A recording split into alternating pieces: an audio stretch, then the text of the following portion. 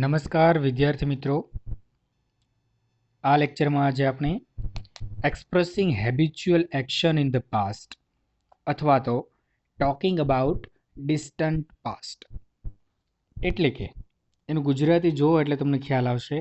Habitual action એટલે ટેવવશ ક્રિયા, in the past એટલે ભૂતકાળમાં, ડિસ્ટન્ટ પાસ્ટ એટલે વીતી ગયેલો ભૂતકાળ. તમને સમજણ પણ મેં આપેલી છે કે હેબિચ્યુઅલ પાસ્ટ એટલે કે ભૂતકાળની ટેવવશ ક્રિયા. હવે આજે ભૂતકાળની ટેવવશ ક્રિયામાં ઘણી બધી ક્રિયાઓ આવે છે. ઘણા બધા વિદ્યાર્થી મિત્રો નાના વાત કરતા હોય ત્યારે એવું કહેતા હોય છે કે અમે નાના હતા ત્યારે આમ કરતા, અમે નાના હતા ત્યારે કાતરીએ કાતરા ખાવા ચડ્યા તો પડ્યા, એટસેટ્રા. ઘણું બધું તમે ભૂતકાળની વાતો કરતા હોવ છો. અને એવી જે ભૂતકાળની જે ક્રિયાઓ છે એને ઇંગ્લિશમાં હેબિચ્યુઅલ પાસ્ટ કહેવામાં આવે છે. અને આ જે ફંક્શન છે એનો ઉપયોગ મિત્રો તમારી જે હેબિચ્યુઅલ પાસ્ટ હતી કે ભૂતકાળની જે ટેવવશ ક્રિયા હતી અથવા તો વારંવાર જે ક્રિયા તમે ભૂતકાળમાં કરતા હતા એને દર્શાવવા માટે આ ફંક્શનનો ઉપયોગ થાય છે. એનો જે કીવર્ડ છે એક જ છે, યુઝડ ટુ. યુઝડ ટુ શબ્દ પોતે જ ભૂતકાળનો શબ્દ છે. એ ભૂતકાળની ક્રિયા દર્શાવે છે. ચાલો એક્ઝામ્પલ જોઈએ, આગળ વધીએ. ખૂબ જ અગત્યનું ફંક્શન છે અને સરળ પણ છે એટલે મજા આવશે તમને.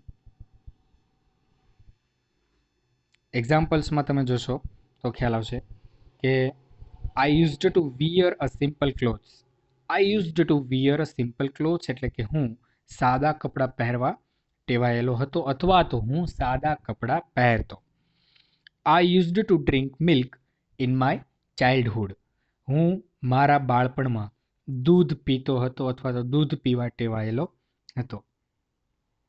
હી used to read more than 10 hours a day when I was in HSC. મિત્રો અહીંયા એક મિસ્ટેક થઈ ગઈ છે. અહીંયા કાં તો અહીંયા આઈ કરવું જોઈએ અથવા તો અહીંયા હી કરવું જોઈએ. કરતાં થોડો ટ્રાન્સફર કરી લેજો. અધરવાઇઝ તમે આઈધર અહીંયા આઈ કરી નાખો ઓર અહીંયા હી કરી નાખો, કુછ ભી કર સકતે હો આપ. He used to read more than 10 hours. તે 10 કલાકથી વધુ વાંચતો હતો. ક્યારે? અ ડે એટલે એક દિવસમાં. એક દિવસમાં 10 કલાકથી વધુ વાંચતો હતો. ક્યારે? તો કે when I was in HSC અથવા તો when he was in HSC. તે 12મા ધોરણમાં હતો ત્યારે કેટલું વાંચતો હતો? એક દિવસનું 10 કલાક. તમે પણ 12મા ધોરણમાં છો એટલે એટલું વાંચો ત્યારે તમને સફળતા મળશે. નેક્સ્ટ 4th નંબર એક્ઝામ્પલ છે. Mister Dave used to play football in his youth. Mister Dave football રમતા અથવા તો ફૂટબોલ રમવા ટેવાયેલા હતા ઇન હિઝ યુથ એટલે તેમની યુવાનીમાં. તેમની યુવાનીમાં મિસ્ટર દવે ફૂટબોલ રમતા હતા અથવા ફૂટબોલ રમવા ટેવાયેલા હતા. મિત્રો અહીંયા ખાસ તમારે યાદ રાખવાનું છે કે યુઝડ ટુ સાથે હંમેશા ક્રિયાપદનું કયું રૂપ આવે છે?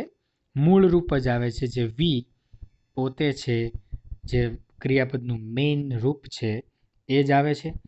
યુઝડ ટુ એ માત્ર ભૂતકાળ દર્શાવે છે, જ્યારે to be used to, to be used to એટલે to be plus used to લખ્યું છે. એનો મતલબ જ્યારે યુઝડ ટુ શબ્દ ટુ બીના રૂપ સાથે વપરાય. ટુ બીના રૂપ એટલે ક્યાં ક્યાં?